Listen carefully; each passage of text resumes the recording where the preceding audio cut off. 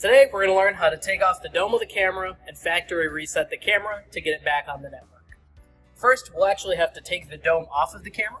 So you'll want a T20 security bit or an appropriately sized flathead screwdriver. You might have to test around to see which one is the right size to take the dome off.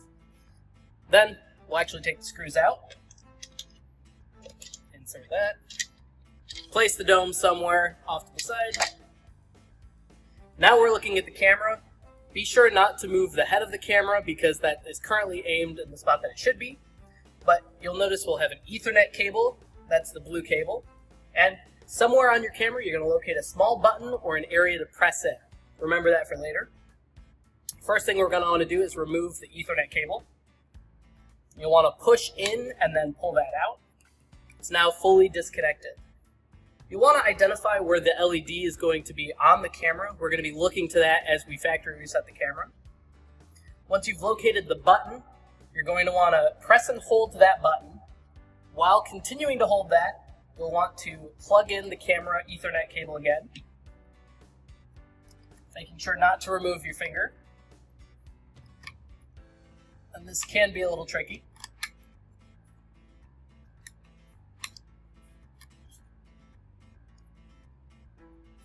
Once it's plugged in, you'll see the LED flashing. You'll want to keep your finger on this button for about 15 to 30 seconds. Now the camera is flashing amber and red. We'll let go of the button. We're going to wait about another 10 to 15 seconds, and hopefully this light should eventually turn green.